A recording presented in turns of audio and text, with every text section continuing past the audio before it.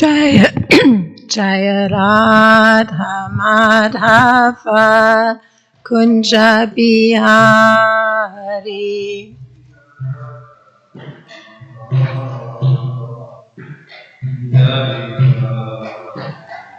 Gopi Jana Vallabha Girivaradari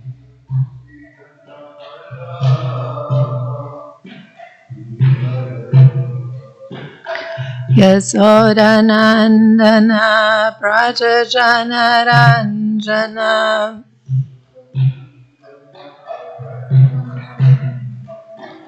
Yamunatira Vanachari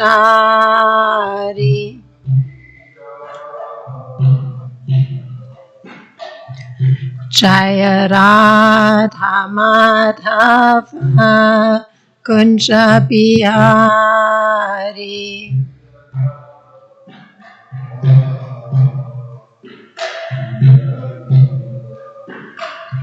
Gopi Jana Vallabha Girivaradari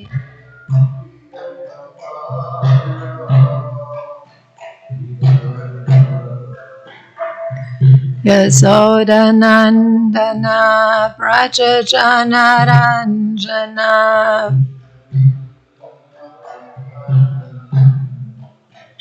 Yamunatira Vanachari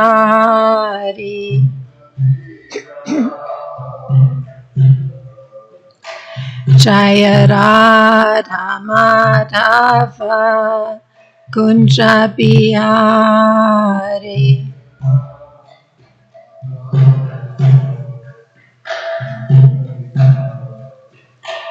Gopi Jana Vallabha Girivaradari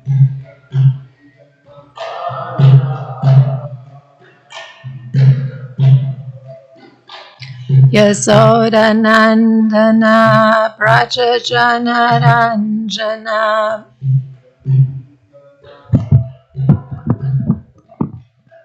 Yamunatira Vanachari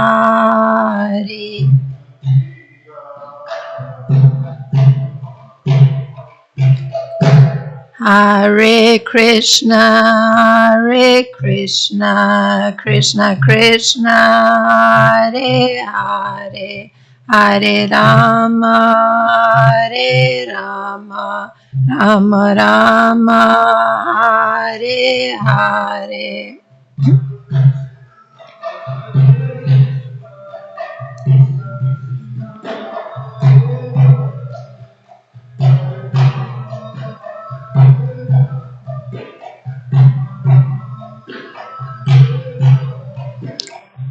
Hare Krishna, Krishna Krishna, Hare Hare, Hare Rama, Rama Rama, Hare Hare.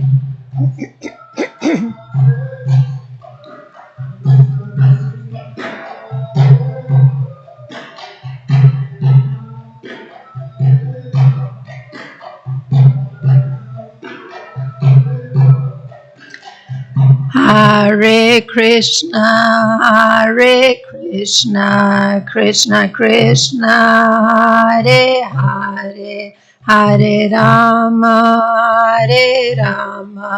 Rama Rama, Hare Hare.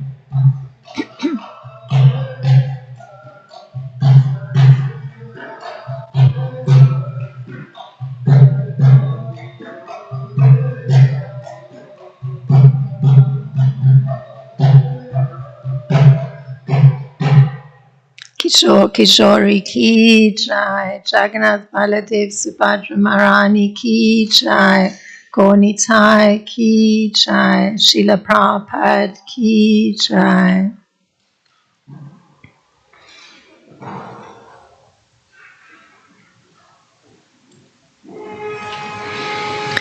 Om Namo Bhagavate Vasudevaya. Om Namo Bhagavate Vasudevaya. Om Namo Bhagavate Vasudevaya.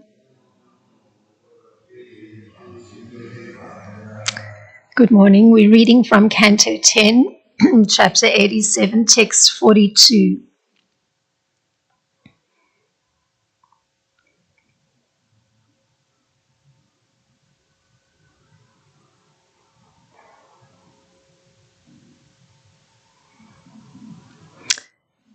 Shri Bhagavan Uvacha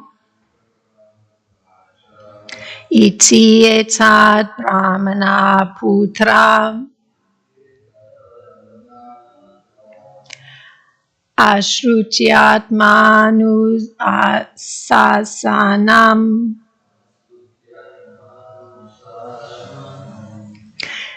sanandanam atanarchu siddhagnatvatmanogatim. Shri Bhagavan Uvacha Iti etat brahmana putra asrutyatmanu sasanam sanandanam atanarchu siddhagnatvatmanogatim. Shri Bhagavan Uvacha Iti etat brahmana putra ashrutyatmanu shasanam sanandanam atanarchu siddhagnatvatmanogatim. Please chant. Shri Bhagavan Uvacha Iti etat brahmana putra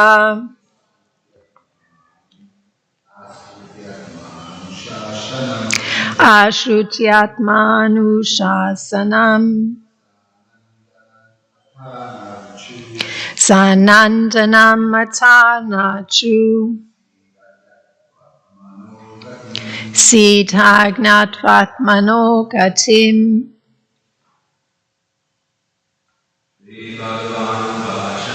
Shri Bhagavan Uvacha Iti etat brahmana putra Jatyatmanu sasanam sanandanam atanarchu siddhagnatvatmanogatim. Shri Bhagavan Uvacha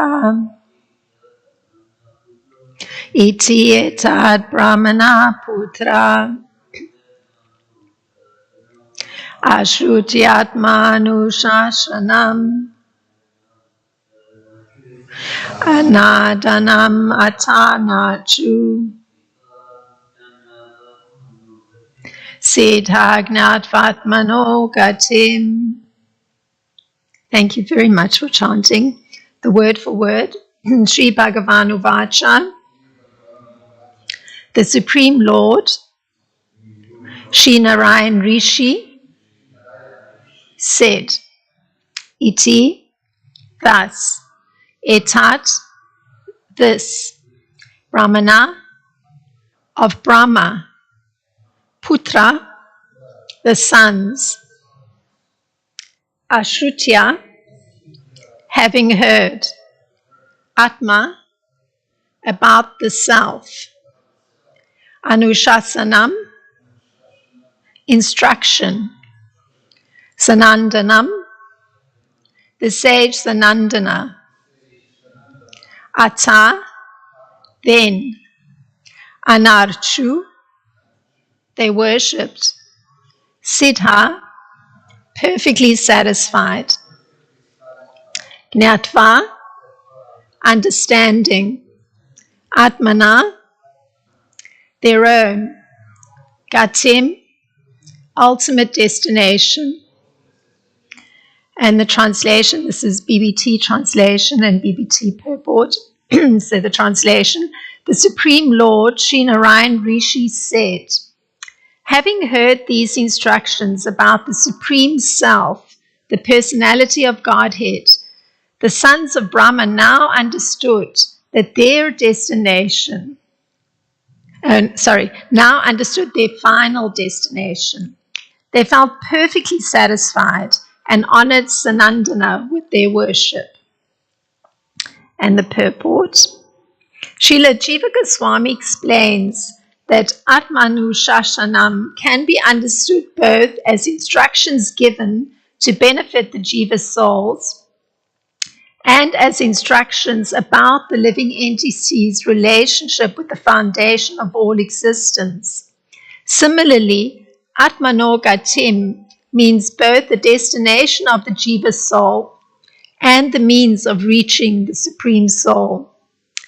By hearing the 28 prayers of the personified Vedas, which comprises the elucidation of the Brahma Upanishad, spoken at the beginning of this chapter, the sages assembled in Brahmaloka made great progress towards their goal of pure love of God. Om Jnana Timirandasya Gyananjana Shalakaya Chakshurunmilitam Yena Tasmai Shri Gurave Namaha Shri Chaitanya Manopistam Stapitam Yena Bhutale Swam Rupa Kadamayam Dadati Swapadantikam Vandeham Shri Guru Shri Uta Padakamalam Shri Gurum Vaishnavanscha Shri Rupam Sagajatam Sahagana Ragutam Vitam Sajivam Sadvaitam Savadutam Parijana Saitam Krishna Chaitanya Devam Shri Radha Krishna Padan Sahagana Lalita Shri Vishakha Vitamscha He Krishna Karuna Sindhu Dina Bandho Jagatpate Gopesha Gopika Kanta Radha Kanta Namostute Tapta Kanchana Gorangi Radha Vrindavaneshwari Vrishabhanu Sute Devi Pranamami Hari Priye Vanchakalpa Tarubhyascha Kripa Sindhuvya Vacha Patitanam Pavanebhyo Vaishnebhyo Namo Namaha Namo Om Vishnu Padaya Krishna Prasthaya Bhutale Shrimata Ramapada Swami Iti Namine Namo Om Vishnu Padaya Krishna Prasthaya Bhutale Shrimata Bhaktivedanta Swami Iti Namine Namaste Saraswati Deve Gauravani Pracharine Nirvishesha Sunyavadi Paschatya Deshatarine Jai Shri Krishna Chaitanya Prabhu Nityananda Shri Advaita Gadadhar Shivasadi Gaura Bhakti Vrinda Hare Krishna Krishna Krishna Hare Hare Hare Rama Rama Rama Hare Hare. So we'd got accustomed to the super long statements made by the Shrutis. So there's been a little switch here. So at the start of this chapter, there's a BBT introduction which points to the fact that King Parikshit asked Srila Sukadev Goswami how the Vedas can directly refer to the Supreme Absolute Truth, Brahman, since the Vedas deal with the material realm governed by the three modes of nature, and Brahman is completely transcendental to these modes. So that was the query that was placed. And in reply, Sukadev Goswami described an ancient encounter between Sri Narayan Rishi and Narada Muni at Badarik Ashram. And this is how it was described. Traveling to that sacred hermitage, Narada found the Lord surrounded by exalted residents of the nearby village of Kalapa. After bowing down to Narayan Rishi and his associates, Narada submitted the same question to him. So the same question, how is it that the supreme absolute truth can be described in the Vedas, because he's transcendental to the modes, and the modes of nature are what is being described by the Vedas. So Narada then submits to Narayan Rishi the same question that's been asked by Srila Sukadev Goswami, or Maharaj Parikshit to Srila Sukadev Goswami. And in reply, Narayan Rishi relates an account. So it goes, there's a whole sequence. He then relates an account of how the very same question had been discussed long ago among the 4 great sages living on Janaloka. So you can see this is quite a relevant question. In 3 different circumstances it's been asked, 3 different historical circumstances. So that description is also given. So here's a description of how it happened with Sanandana Kumar being asked to speak on the subject when the great sages on Janaloka found themselves looking at the same question. So here's a description. Although these sages were all equally qualified on Janaloka in terms of Vedic study and austerity, and although they all saw friends, enemies, and neutral parties equally, so that they all had the right qualifications, being able to see everyone equally, being completely, well-versed in study of the Vedas, they chose one of their number to be the speaker, and the rest of them became eager listeners. So here's the description. Sanandana told them how the numerous personified Vedas, appearing as the first emanation from the breathing of Lord Narayan, recited prayers for his glorification just before the creation. So Sanandana then proceeded to recite these elaborate prayers, and we've just come to the conclusion yesterday was that last prayer as it was mentioned by the Shrutis.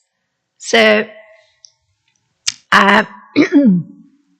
so Sri Sanandana, because we're going back 2 sets of devotees, historical devotees, so we're looking at Sri Sanandana with the sages on Janaloka, and he related, after the Supreme Lord withdrew the universe he had previously created, he lay for some time as if asleep, and all his energies rested dormant within him. When the time came for the next creation, the personified Vedas awakened him by chanting his glories, just as the poets serving a king approach him at dawn and awaken him by reciting his heroic deeds. So that's the description that Sanandana gave of just putting it into a beautiful picture of when it was that the personified Vedas proceeded with their glorification of the Supreme Lord. So Sanandana refers the question, just by making this statement, he refers that question, that same question that's now been asked in 3 different sets of devotees of the Supreme Lord, of how is it that the Supreme Lord can be spoken about in the Vedas when in fact the Vedas are speaking about the material modes and the Lord is transcendental to the material modes. So Sri Sanandana, he refers the question back to the example of the personified Vedas themselves in their address to Lord Mahavishnu. So that is how the whole thing has come about. because the personified Vedas are the ones who actually answer this question by the recitation of, I think there were 26 particular prayers. So even though the Vedas knew that the Lord, being omniscient, does not need to be informed of his glories, they enthusiastically took the opportunity to praise him. So these are all very enthusiastic prayers. Because remember, they're actually being sung to awaken the Lord with all his energies lying dormant within him when it's time for him to begin creation again. So this is how he's awakened. Very extraordinary. So the effect of hearing these prayers was that the residents of Janaloka were perfectly satisfied. Because, I'll come to it, for the prayers had enlightened them about the true nature of the Supreme Absolute Truth. And they honored Sanadana with their worship. And Narada Muni was equally satisfied to hear the account from Sri Narayan Rishi. And Narada offered his obeisances to the Lord, Sri Narayan Rishi, and went to see his disciple Vyasadeva, to whom he explained everything. So you can see it's such a significant set of prayers that because they're answering that very question, because the Vedas themselves are answering the question by singing these glories of the Supreme Lord, of how it is that in his transcendental position, he's actually glorified through the Vedas, even though the Vedas are talking about the material modes of nature. So today, we're reading that having heard, and the word that was used was ashrutva, attentively the teachings for the benefit of the jiva, and the word that was used, atmanu shashanam, translated as instructions, the teachings about Svayam Bhagavan, the Supreme Absolute Truth, the root form of the Lord, and related matters, and therefore understanding the goal of the jivas, or the method for understanding the Lord, the sons of Brahma felt astonishment. So this is the effect on the sons of Brahma. So Sanadana is one of those sons of Brahma. So Srila Jiva Goswami, so that very long sentence that I've just read is Srila Jiva Goswami summarizing the text that we're doing today. And Srila Jiva Goswami in Kramasandarbha, in doing the summary of this verse, he gives a reason for the astonishment, because that was the word that he used, the astonishment on the part of the sons of Brahma, having just heard all these prayers of the personified Vedas. And he says it's because of the nature of the description of the Lord's powers. That's what made them feel so astonished.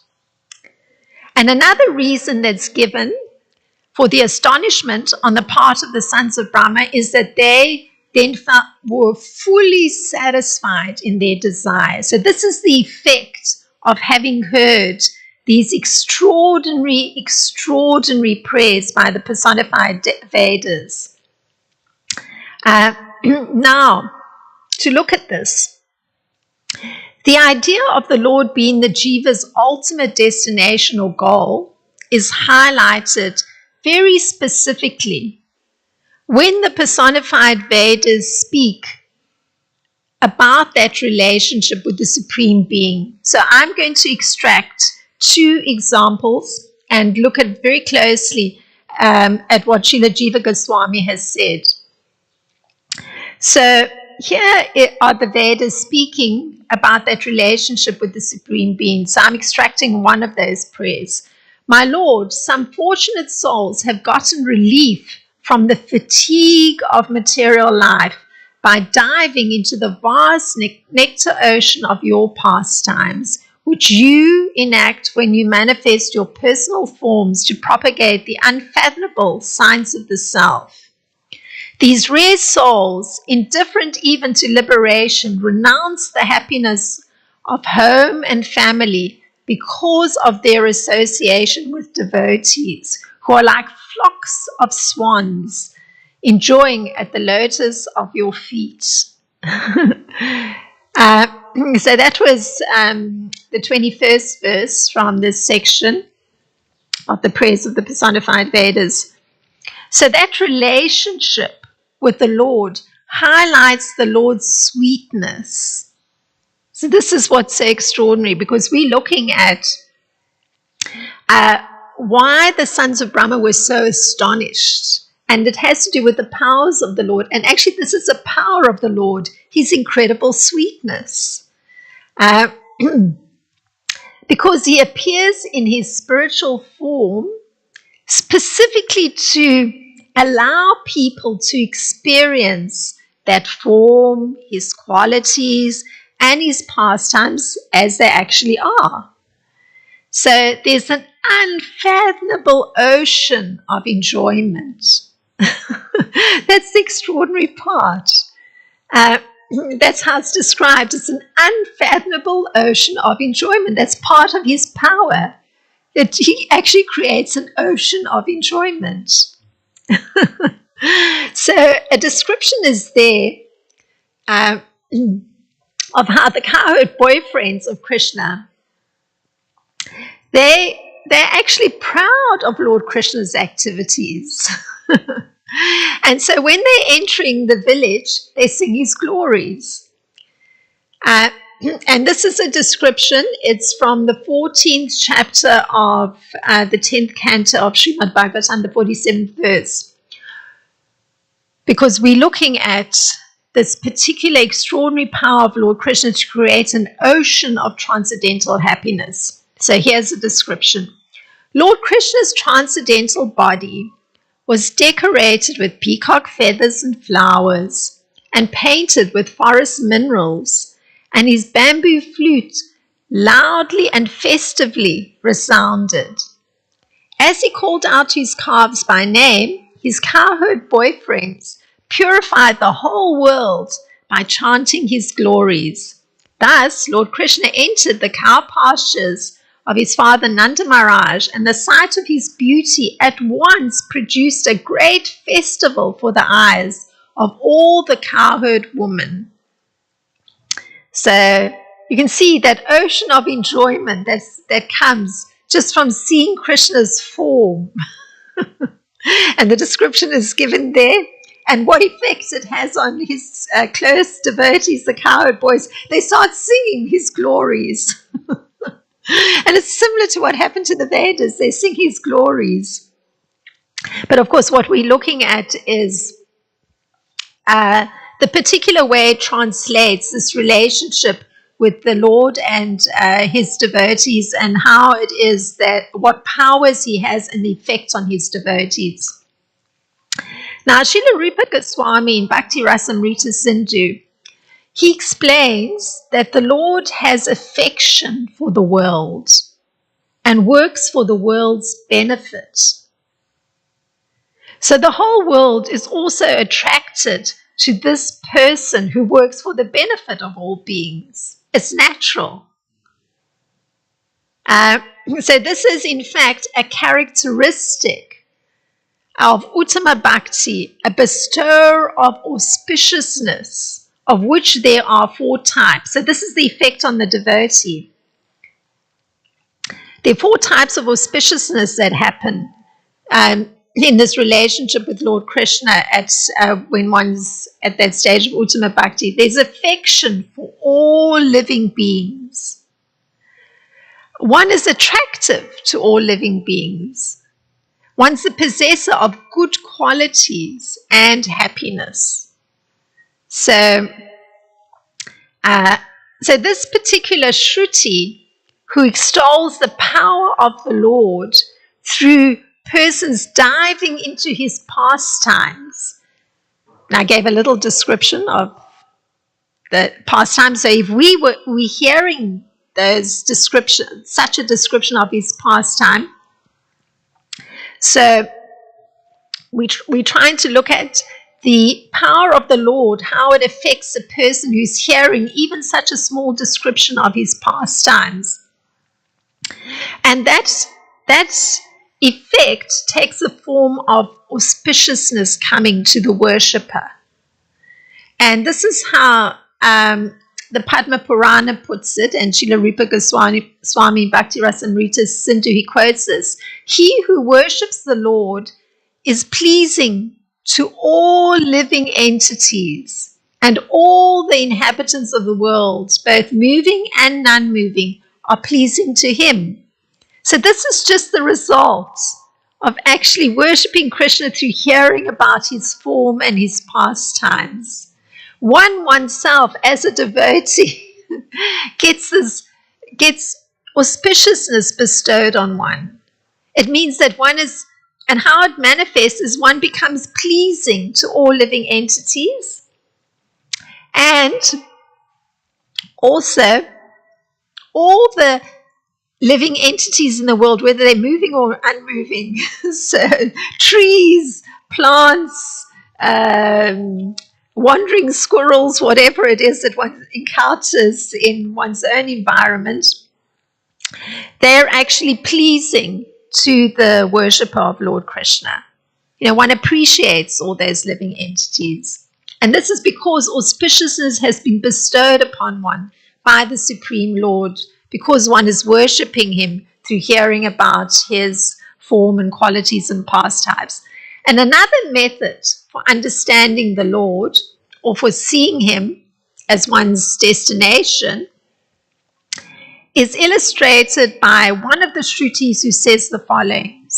She says this: the wise souls who understand how your Maya deludes all human beings render potent loving service to you, who are the source of liberation from birth and death. How indeed can fear of material life affect your truthful servants? So, on the other hand, your furrowing eyebrows, the triple-rimmed wheel of time, repeatedly terrifies those who refuse to take shelter of you. So that was from the 32nd verse in this recitation of prayers by the personified Vedas. So this personified Veda, her conclusion is bhakti, and she praises Krishna. So as an aside, and I'm bringing this in because it's very important, because in the verse that we're reading today, it's referencing the effect upon the sons of Brahma in their hearing these prayers. And so I'm just going to bring up a very interesting point, that Lord Brahma's sons all feel that their desires were fulfilled through hearing the personified Vedas, because the description of them is as follows. Now listen to the description of who these sons of Lord Brahma are. In the beginning, Brahma created 4 great sages named Sanaka, Sananda, Sanatana, and Sanat Kumar. All of them were unwilling to adopt materialistic activities because they were highly elevated due to their semen flowing upwards. That's the characteristic that's described of these 4 sons of Lord Brahma. Brahma had in fact created the 4 great sages in order to entrust them with the 4 principles of spiritual advancement. So Sankhya, so these were the 4 principles that the 4 sons of Brahma were entrusted with. Sankhya, or empirical philosophy, for the analytical study of material conditions. Yoga, or mysticism, for liberation of the pure soul from material bondage. Vairagya, the acceptance of complete detachment from material enjoyment, to elevate oneself to higher spiritual understanding. And Tapa, the various voluntary austerities performed for spiritual perfection. So this is what was entrusted to the sons of Brahma. Like right from the beginning, they refused to take up anything connected to material enjoyment. And we're hearing that they were so completely satisfied after they heard what the personified Vedas prayers had been.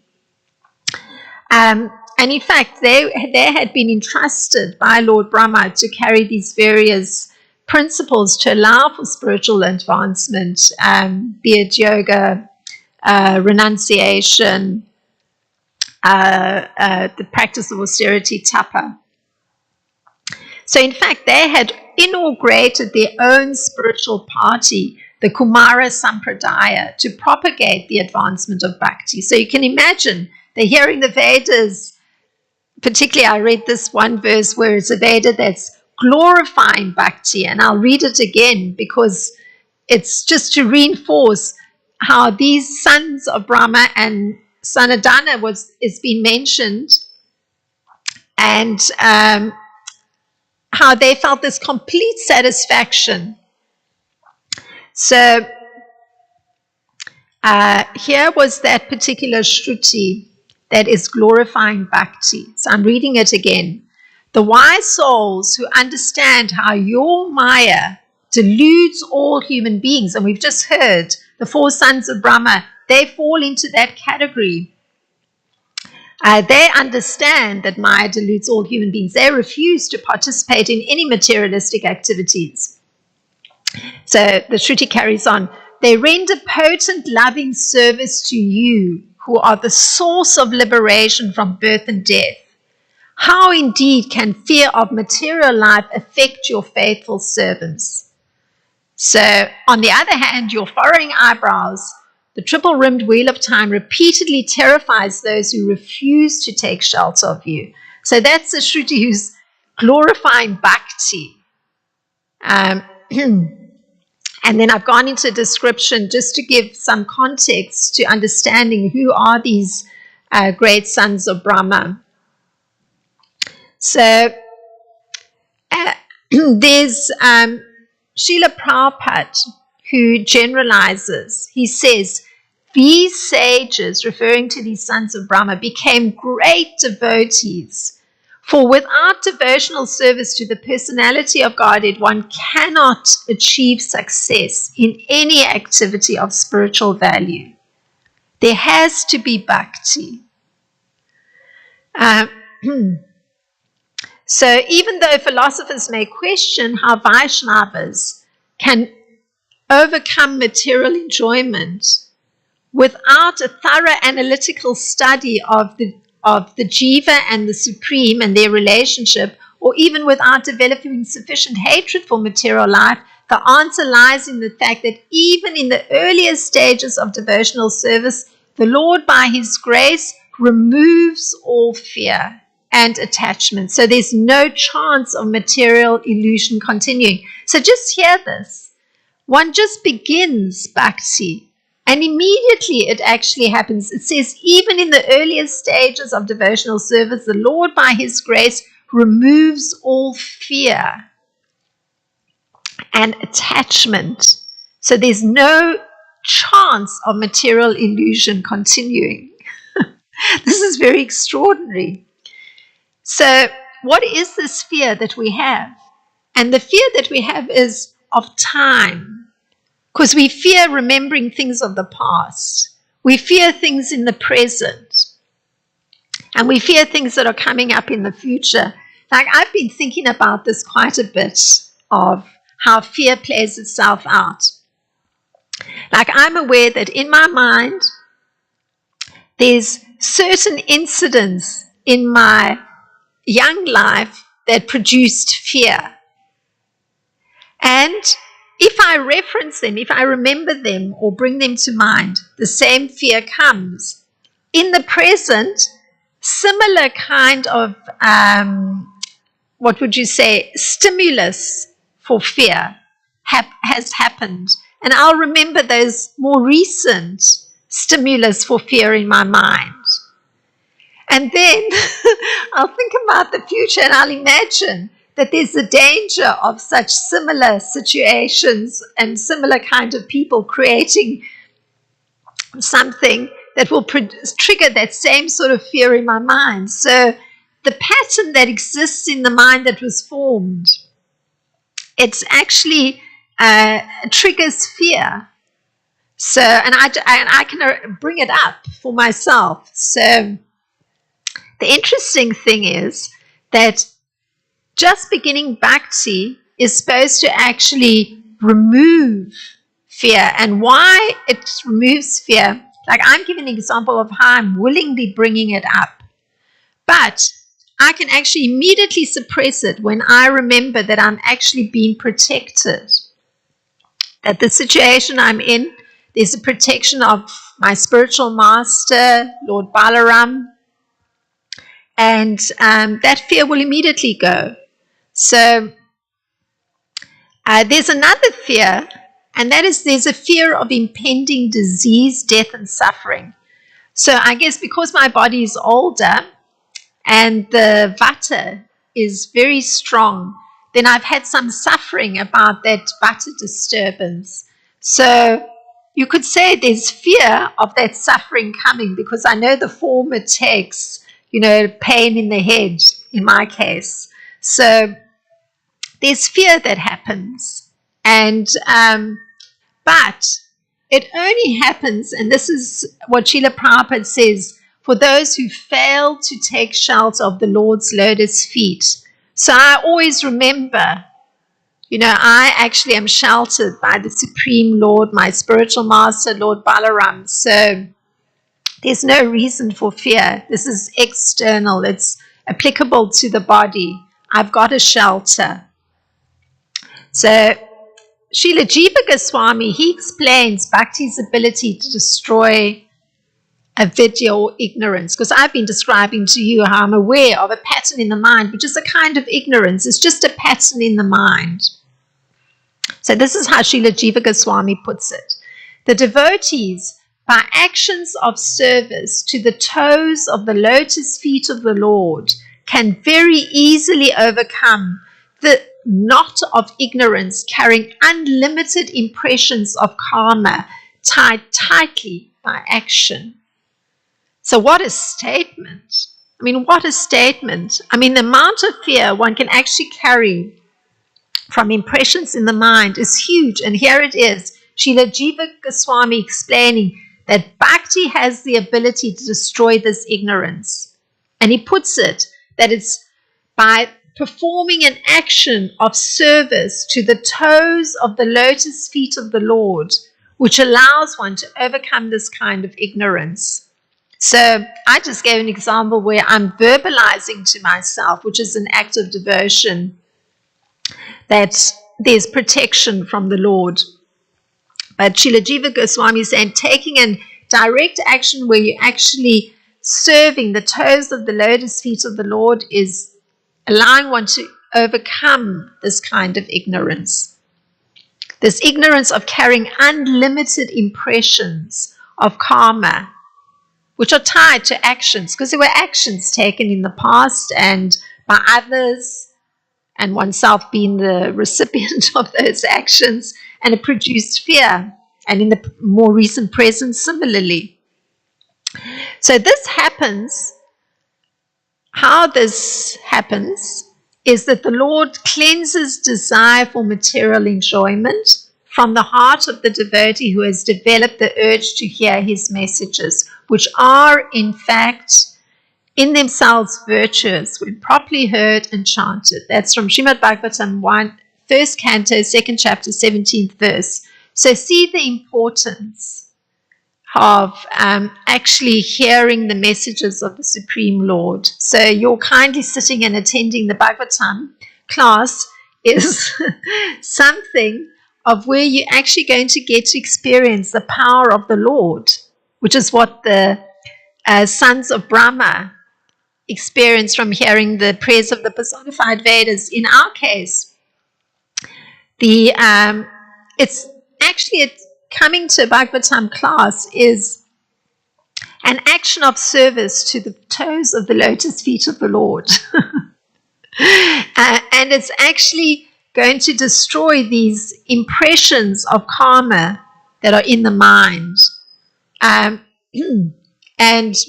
it happens when one actually has developed the urge to hear the messages, because the messages are virtuous.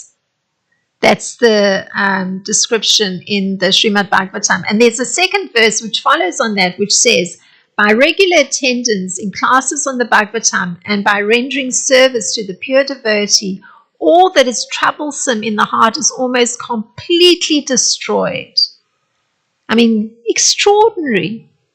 Just by sitting here, whether you're hearing, falling asleep, and the transcendental message is still going in, because you're rendering service by regularly attending these classes on Bhagavatam, and of course also by rendering service to pure devotees. All that is troublesome in the heart is almost completely destroyed. And we all walk around with the anxieties and some sort of fears. I mean, I described for myself what I'm very aware of.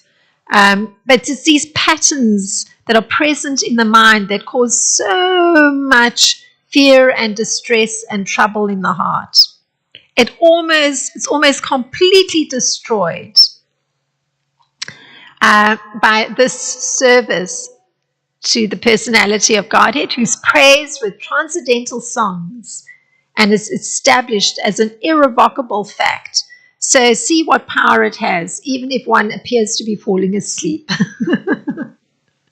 So this is to try and explain something of what the sons of Brahma, that description by Srila Jiva Goswami, that they experienced astonishment after hearing the praise of the Shrutis, and also a satisfaction of all their desires. So I've tried to translate it into that same sort of satisfaction that can come to ourselves, and the same sort of astonishment that's there of the power of the Lord. So if there's some sort of comment or thought related to the subject matter.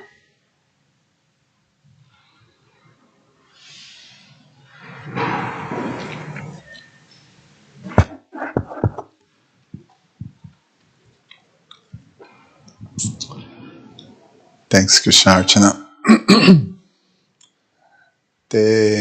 I find him sort of, in one sense, well, not intriguing, but there's something amazing about the original question, as you cover in the beginning of the class. How is that the Vedas that deals with the most material nature can glorify or reach the transcendent Lord, like that. And then the answer is, well, here's the Vedas glorifying the Lord. And then, so it's not necessarily directly answering the question in one sense, that, well, they do glorify because da da da da da. But it's rather just be a witness of the very Vedas glorifying the personality of Lord, of the personality of Godhead before the whole material manifestation.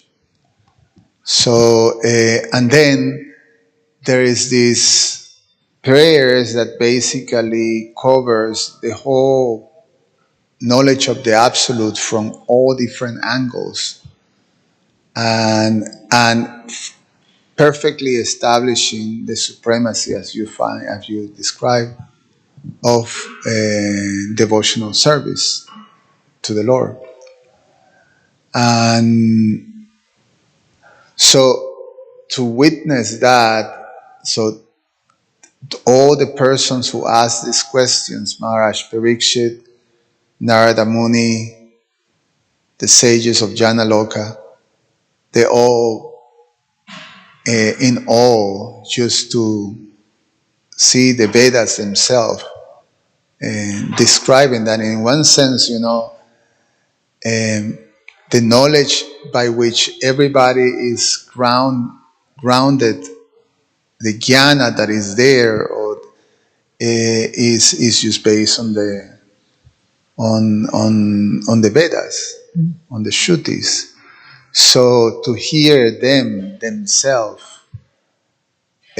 presenting their values and their belief, it's actually meeting the person. It's like, I don't know, you studying books, if you study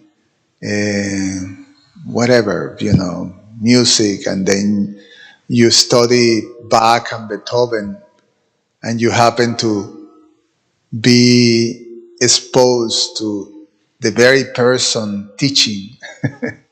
If you have that capacity, okay, here's the person teaching this subject matter, and or any type of thing, it's quite extraordinary. So one can appreciate the presentation, because in this case is the very Vedas.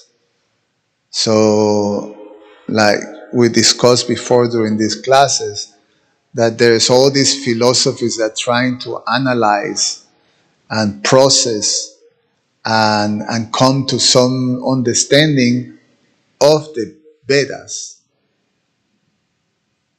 But here's the Vedas themselves telling, here's how it is, So, in reality, your speculations and your processes, they're not needed. Here is what it is. This is what we teach. This is what we mean, like that. So it's quite something. Yes, there's in one little section connected to what I was touching on, there's the contrast made with persons who don't take up bhakti, that they're empty-minded or empty-hearted, so therefore they cannot actually in their endeavors have true spiritual value. So it requires that devotional connection with the Supreme Lord, that bhakti, to allow one to actually utilize one's capacities correctly. I mean, they're actually called empty-minded or empty-hearted. So yeah, it's quite something. I wonder how it works, because you have all these jnanis and, powerful intellects throughout history diving into understanding the Vedas. And how is that they don't come across with this? And if they do come across to something like this, how is that they don't, know, or doesn't process, or is even discarded? I mean, you hear sometimes Srila Prabhupada describing that purposely, impersonalists, they avoid certain parts of the Bhagavatam. They don't get into the Bhagavatam. So it's almost like purposely understanding the presentations of these Bhakti Shastras as, no, they're not. It's not real. It's not the real thing. So it's quite something that you have to be, which is what the Bhakti Shastras describe, the power, and also these prayers. You read the power of not taking shelter of the Lord, how people get completely bewildered. Maya ya prahita jnana. The whole thing is stolen. Knowledge is stolen, so you use cover. But these are powerful intellects, even powerful intellects, how you can get cover. If you're exposed to this, how is that you're not like the sages of Jnana Loka goes like, wow, How is that doesn't happen for jnanis that may have an impersonal tendency and comes across with something like this? What do you think? yeah. And in the same way, those jnanis are completely confused. How is it that the Vaishnavas are not actually either coming to completely hate material life, or they're not engaging in proper analytical study to understand the Jiva and the Supreme Lord. They're not even doing that. So how is it that they actually are able to follow a particular path and they actually get knowledge? So for them, it's equally confusing. Because their emphasis is on the analytical study. So it's divorced from what they view as sentiment. And then in the case of the Vaishnavas, it's not that the emphasis is on sentiment, it's on entering into a relationship with the source of all knowledge.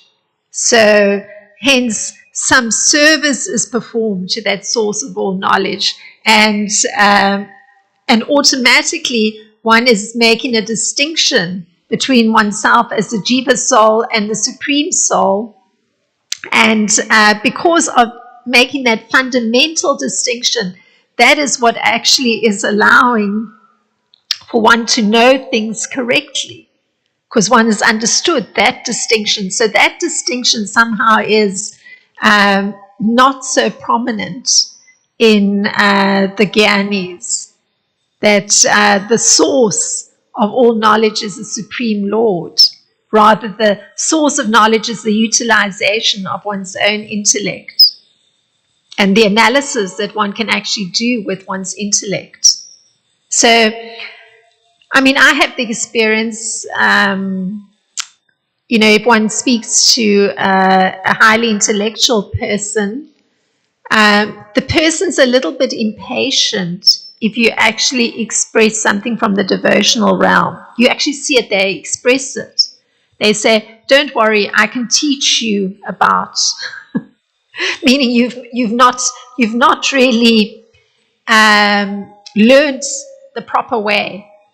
You have to go through the analysis, and then you'll come to an understanding. But the fact that an understanding can come through performing acts of service to the Supreme Lord, that is outside the framework by which the Gyanis are operating. That's how I'm understanding it. Yeah. Well, I just pass that last comment and then pass the microphone. But even then, you see, what the analytical descriptions that are given in these prayers are quite astonishing. Yeah. The analytical descriptions that are given in the third canto by Lord Kapiladev teaching Sankhya is quite astonishing. And, and like that, so they get exposed to this thing. It's just there's something that really is this animosity to actually accept a supreme, like that. Thank you. Thank you for your class, Rantaji. I just was thinking maybe I'd share a thought that's personal experience. Since moving into the temple, being here for about 3 years, for me personally, it feels like there's nothing out there except just like Krishna in his animation, modes of nature, and it's like a dream world. But it feels like being here is the real world, and that you wake up to it slowly. Like it's like you're a dirty pot or something, you're soaking in the water, and then it's starting to loosen up a little bit, and some of the dirt is just starting to float away. And then you start to just wake up to reality. And Krishna, if you can try to stay in the real world, then it seems like Krishna, as you approach me, I reward you accordingly.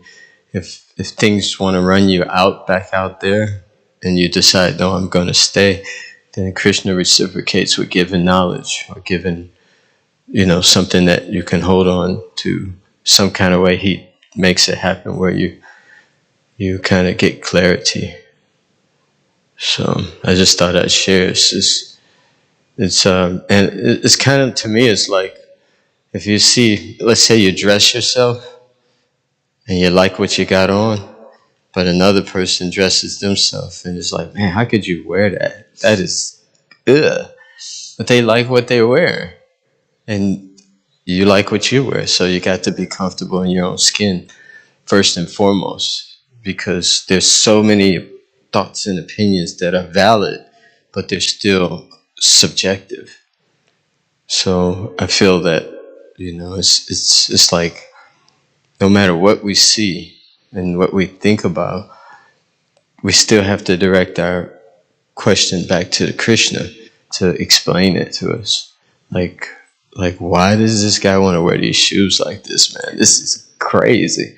It's like, no, this is what he likes, him and Krishna, they got it, for that person in that world, It's perfect, So anyway, I just thought I'd share because I just feel comfortable. Well, thank you. Yes,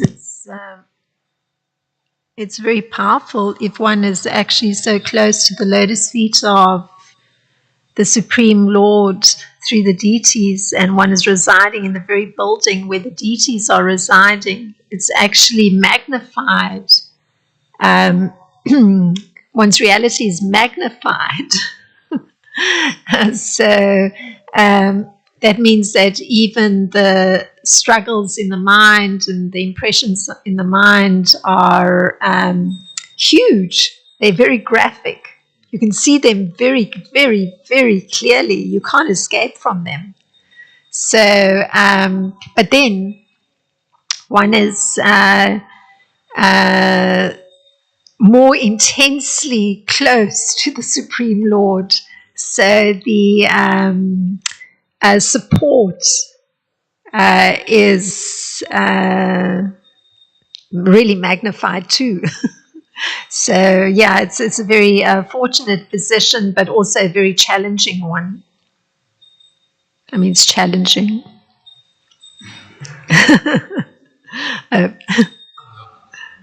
Yeah. Okay.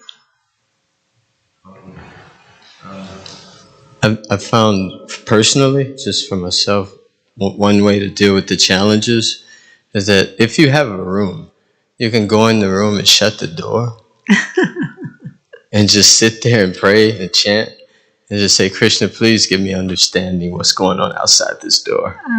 And then once you get equiposed and you feel his love, then you can step outside the door with that love. And then you can just say, Hare Krishna, I need a little space. I can't talk right now because I'm focusing on something. And then when people give you their boundaries, you set boundaries, and people give you your space, then you can exist. But it's like each person has their own like tornado going. I call it vortex. And if you try to connect with another person, you get caught in that tornado. And it's like, I can't do that. I'm already in my own tornado here, my own vortex. And I found that you have to be alone with the Lord sometimes and just try to be self-satisfied because it's so much going on. Like, it's so much. I mean, it's an interesting picture you present. Because it's in a very magnified space. So those karmic impressions in the mind are really magnified. I mean, they're graphically displayed for one. So yeah. So but then again, one also has the magnified protection. It's really magnified. So it's quite a special setting in which to actually advance in one's spiritual life. Yeah. So thank you very much. I learned, what I've experienced so far, if all else fails, even when you call out for Krishna and it doesn't seem to work, if you call for Radhe, if you say, mother, please help me, it works. It works. Thank you. Well, one can look forward to that position of Uttama Bhakti where um, one actually gets that quality that's described by Srila Rupa Goswami of auspiciousness, where one actually just feels great love towards all living entities and one is attractive to all other living entities. So one prays to come to that position.